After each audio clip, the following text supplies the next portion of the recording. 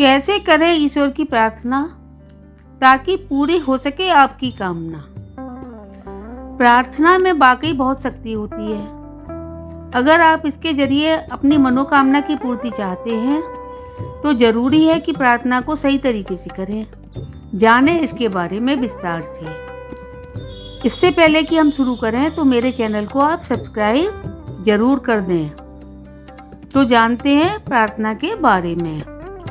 हम अपनी मेहनत और दिमाग से काबिल तो बन जाते हैं, लेकिन कभी कभी कुछ मौक़ों पर हमारी काबिलियत भी हमारे काम नहीं आती। ये ऐसे मौके होते हैं जब कुछ घटनाओं पर हमारा जोर नहीं चलता। इसी को हम अपनी जुबान से बुरा दौर कहते हैं। और इंसान की फितरत ही ऐसी है कि बुरे दौर में ही उसे ईश्वर की याद आती है। तब वह उनकी शरण में उनसे अपनी मनोकामना पूर्ति की प्रार्थना करने लगता है। हम अपनी मेहनत और दिमाग से काबिल तो बन जाते हैं, लेकिन कभी कभी कुछ मौक़ों पर हमारी काबिलियत भी हमारे काम नहीं आती। ये ऐसे मौके होते हैं जब कुछ घटनाओं पर हमारा जोर नहीं चलता। इसी को हम अपनी जुबान से बुरा दौर भी कहते हैं। इंसान की फितरत ही ऐसी है कि बुरे दौर में ही उसे ईश्वर की याद आती है। तब वह उनकी शरण जाकर उनसे अपनी कामना पूर्ति की प्रार्थना करने लगता है।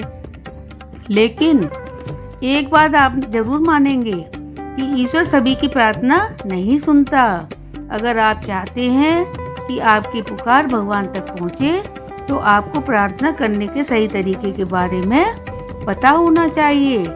प्रार्थना का अर्थ। तो प्रार्थना का क्या अर्थ होता है ये जानते हैं। ईश्वर से अपने दिल की बात कहना ही प्रार्थना है। इससे व्यक्ति अपने या दूसरों की इच्छा पूर्ति का प्रयास करता है। वैसे तंत्र, मंत्र, ध्यान और जाप भी प्रार्थना का ही एक रूप है। प्रार्थना छोटे स्तर पर काम करती है और इसकी वजह से प्रकृति में आपके अनुरूप बदलाव आते हैं। कोई प्रार्थना एक साथ कई लोग करें तो वह ज़्यादा प्रभावशाली होती है। एक साथ प्रार्थना करने पर प्रकृति में तेजी से बदलाव होता है। प्रार्थना अनसुनी क्यों हो जाती है? इंसान को कभी कभी लगता है कि वह ईश्वर से प्रार्थना तो खूब कर रहा है, लेकिन ये सुनी नहीं जा रही है। अगर आप इस स्थिति में हैं तो हम आपको बताते हैं आखिर क्यों कभी कभी प्रार्थनाएं नाकाम हो जाती हैं। पहले आप यह समझ लीजिए कि व्यवसाय और लेन देन की तरह ही प्रार्थना भी असफल होती है।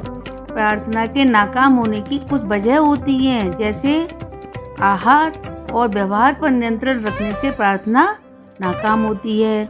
माता पिता का सम्मान न करने से प्रार्थना असफल होती है।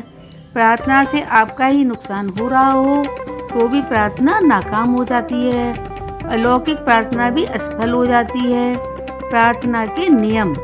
सही तरीके से की गई प्रार्थना जीवन में चमत्कारी बदलाव लाती है। प्रार्थना सरल और साफ तरीके से की जानी चाहिए और आसानी से बोली जाने वाली प्रार्थना करनी चाहिए। शांत वातावरण में प्रार्थना करना सबसे अच्छा होता है।